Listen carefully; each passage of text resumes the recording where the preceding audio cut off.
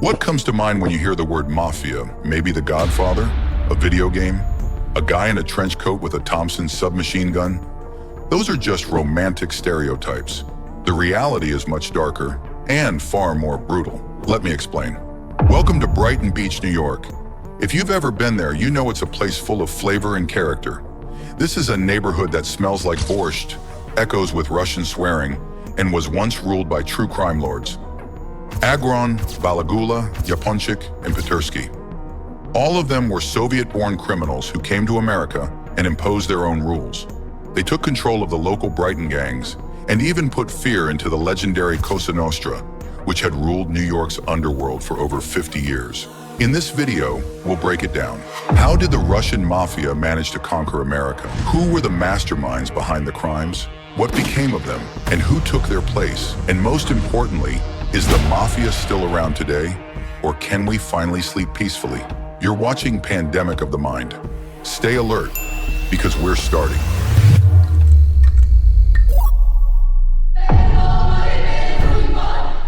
The Russian mafia wasn't just a group of petty thugs from the neighborhood. It began in the 1970s, when the Soviet Union opened the door for Jewish immigration. Thousands moved to New York, and among them came ex-cons, thieves, and people who lived by the criminal code.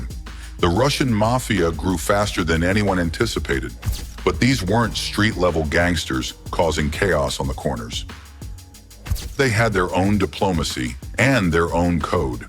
The biggest names were Agron, Balagula, Yaponchik, and Petersky.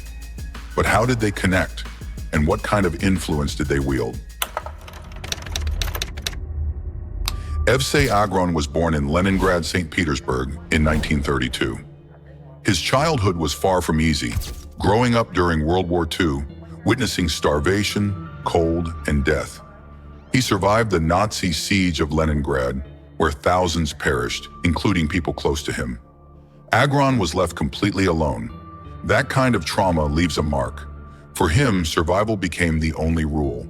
Morality was irrelevant. By the time he reached adulthood, he was a product of a world soaked in blood. By 1977, Agron had gathered a crew of ex-Soviet criminals, cast-offs from the USSR.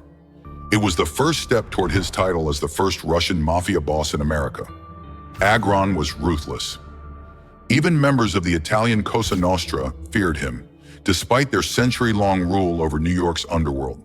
His gang was about 500 strong, operating out of Brighton Beach. Their services included business protection, contract killings, pimping, extortion, and fraud. Basically, anything criminal. Their methods were brutal. Anyone who didn't pay simply disappeared. Try to run? You'd pay in blood and broken teeth.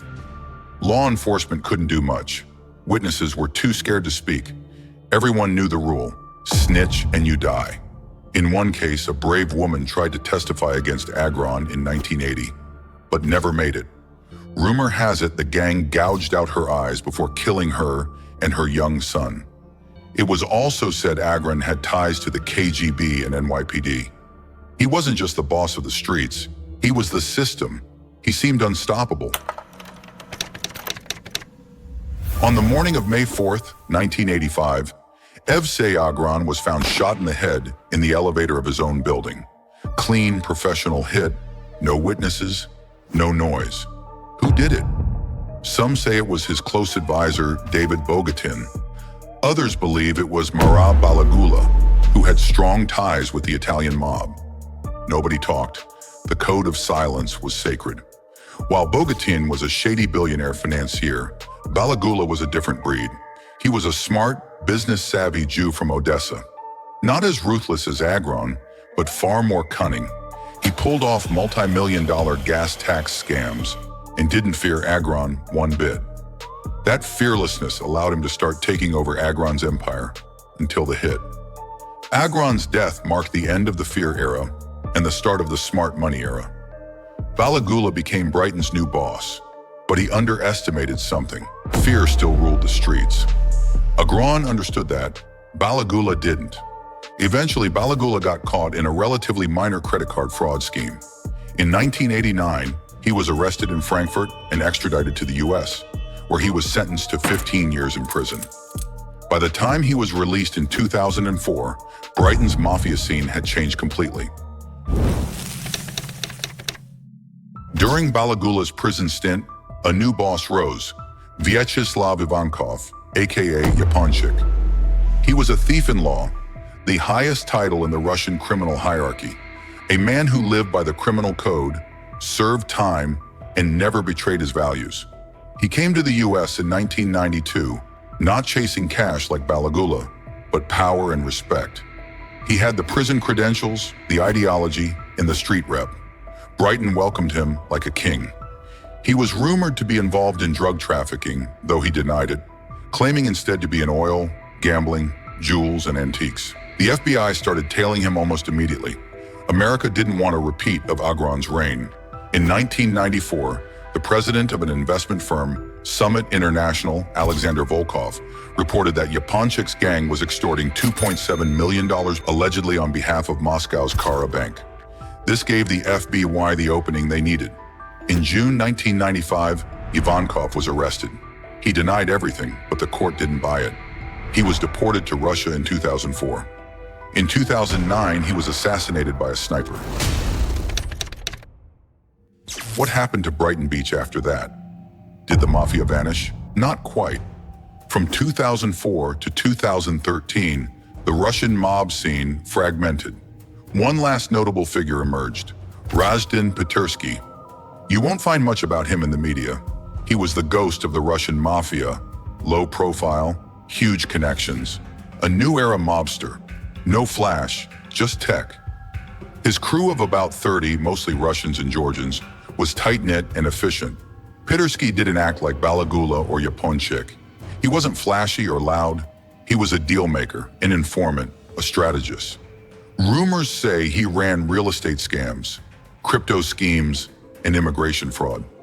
His gang got into high-tech crime, hacking slot machines in Atlantic City and Vegas, winning on command. There's no record of him committing murder, but he wasn't shy about violence. One time his crew stormed a pool hall and beat their rivals with cue sticks. Then Petersky gave them a lecture while holding a gun. He also punished his own men. His enforcer, a former boxing champ nicknamed Suicide, because fighting him was basically asking to die. Some say Petersky quietly took control of Yaponchik's old network after his deportation. Documents, assets, and people all vanished in weeks. Yet he was never formally charged in a major case. He remained a ghost, watching from the shadows. One time, his crew even hijacked 5 tons of chocolate from an unattended truck. Though his crimes were less violent than Agron's, the courts were unforgiving. In 2018, Petersky was sentenced to 45 years and fined $2 million. He'll be nearly 80 by the time he gets out. Where are they now? Agron, shot in an elevator. Balagula, served time, died of cancer in 2019. Yaponchik, sniped in Moscow. Petersky, doing time. So, is the mafia gone? Not really. And now comes the most important part. If you think the Russian mafia disappeared with the 90s, think again. It just moved offices, from the streets of Brighton Beach to cloud servers, from gangland shootouts to corporate boardrooms, from baseball bats to crypto wallets. Today's Russian mafia in America doesn't wear tracksuits or carry AKs. They wear tailored blazers, carry American passports, and their bank statements look cleaner than yours. But beneath the polish, the same old tricks, the same ruthless code, the same hunger for money, power, and control. They're everywhere. It's no longer just Brighton Beach. Today it's Houston, Phoenix, Charlotte, Atlanta, mid-tier cities with functioning infrastructure and fewer FBI eyes. They blend in, they keep it quiet, and they scale fast. What are they doing exactly? 1. Medical fraud. They create dozens of fake clinics, billing Medicare and Medicaid for treatments that never happened.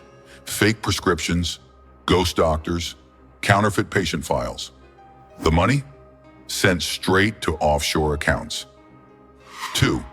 Cybercrime and phishing coders in Kazakhstan, Belarus, and Armenia develop malware targeting US banks and individuals.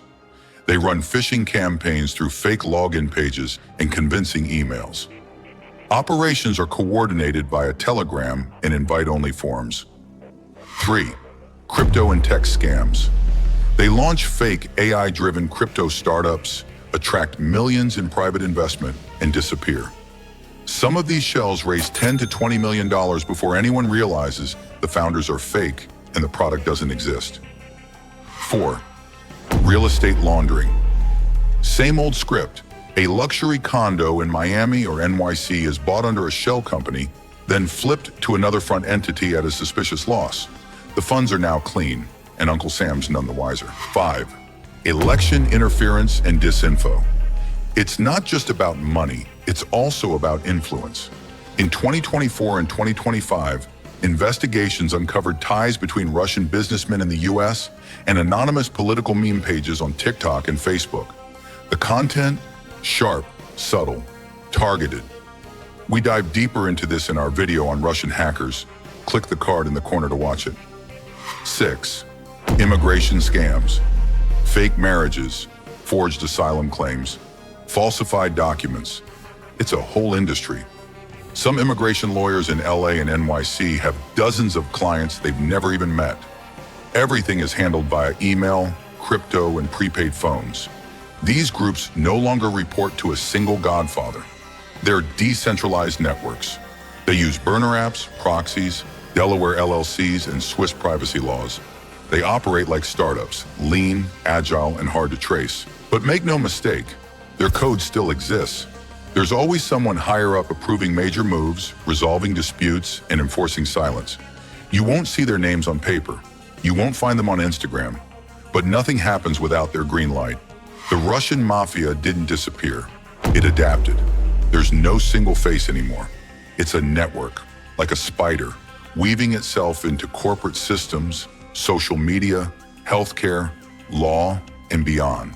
Quiet, invisible, embedded, and maybe already in your everyday life. So stay sharp.